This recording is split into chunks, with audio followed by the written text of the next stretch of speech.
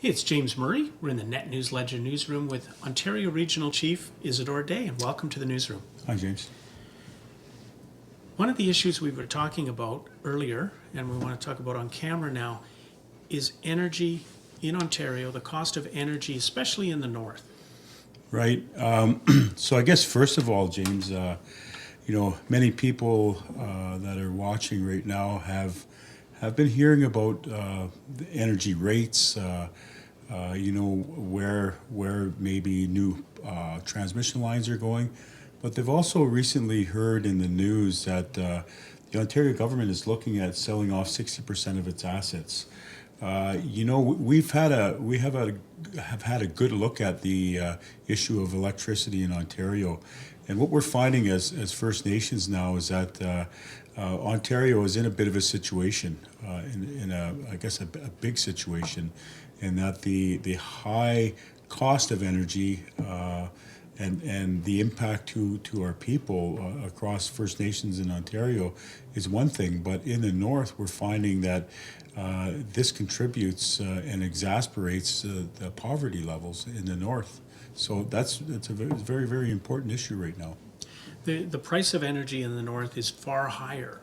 People in southern Ontario and manufacturers in southern Ontario are complaining about high energy prices.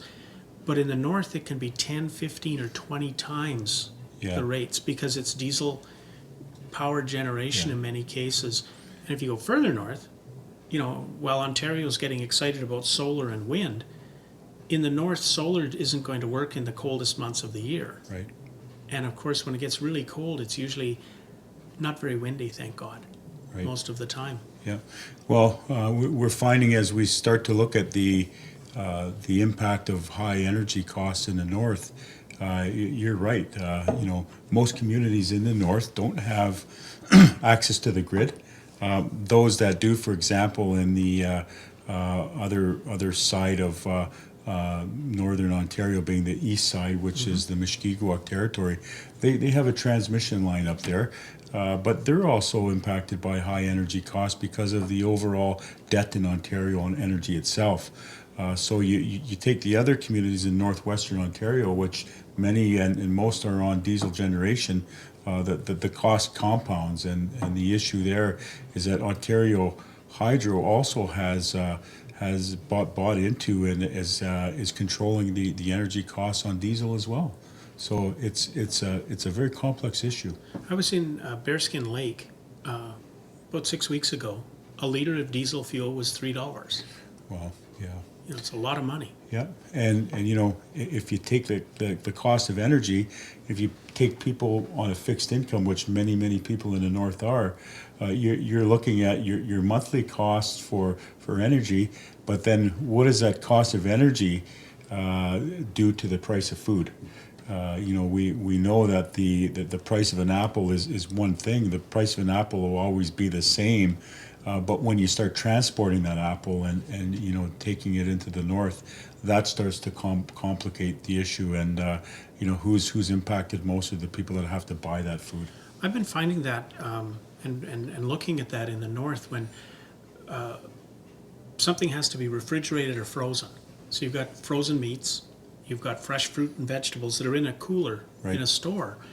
If the cost of energy is 5 to 10 to 15 or 20 times what it is, say, in the south, the apple could cost the same price, a little bit to ship it in, but keeping it there in the store becomes prohibitively expensive. And that's where a $6, $7 head of lettuce, that is a 69 cents on sale in Thunder Bay becomes a reality. And just to compound matters worse, then you see communities moving and have moved more towards processed foods and stuff that's dry on the shelf or less weight.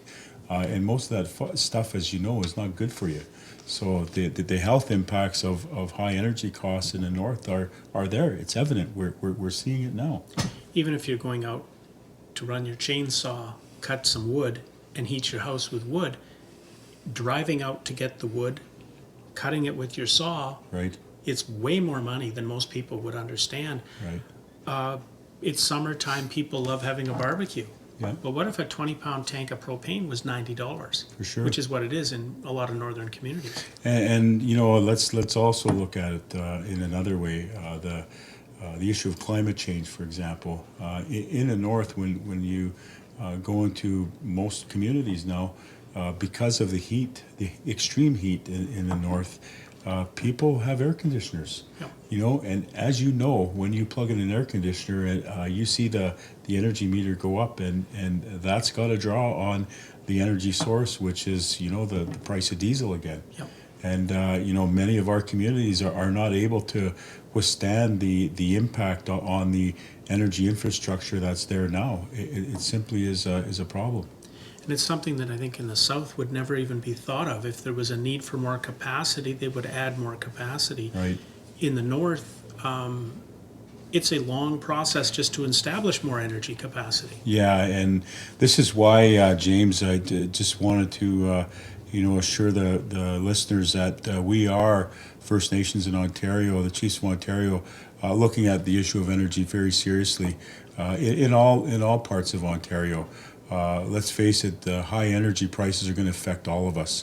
The fact that the Ontario government is now looking at selling off a portion of its hydro infrastructure simply tells us one thing: they don't really want to get rid of the infrastructure, but they're in a position where they have to. In a recent discussion that I've had with the Premier, I've indicated that it's time to talk about Ontario's approach to its national energy policy.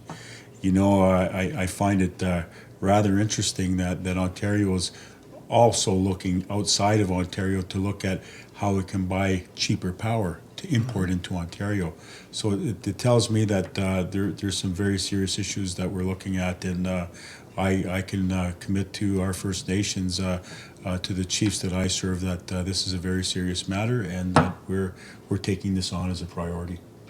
That's a good priority to take on, because everything that we do today in life, everything from you're watching this video on YouTube, on the internet, on your computer, that takes power to do. It took power to produce it. It took power to get it up to you to watch.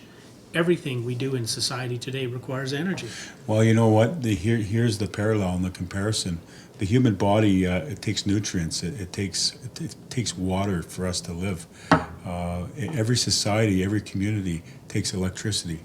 And if things are out of balance right now, if Ontario's approach to its electricity infrastructure is out of kilter right now, we've really got to take a serious look at, you know, the way in which we conserve power, how it's distributed. And if Ontario right now is looking at selling off 60% of its infrastructure, we need to take a serious look at that as First Nations. And we can't be, I believe, trying to, you know, say, how can I get the most out of it here, or what's in it for me over there.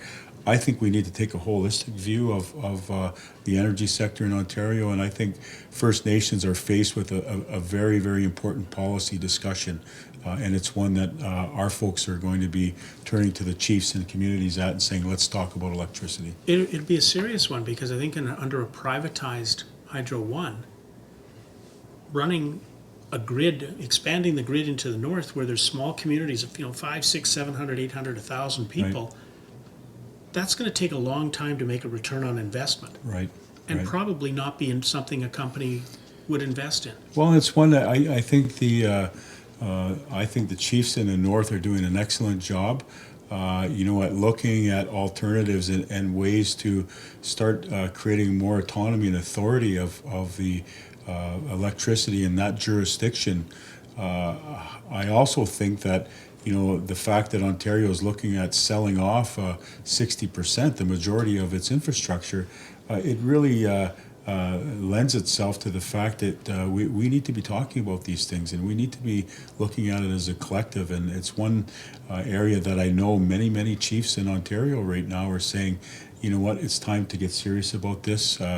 I sit on a bilateral table with the Minister of Energy, but I've also said to the Premier, it's time to talk about your approach to national energy policy and how it affects First Nations in Ontario and for generations to come. Chief Tay, thank you very much. Thank you. Miigwech. Yeah.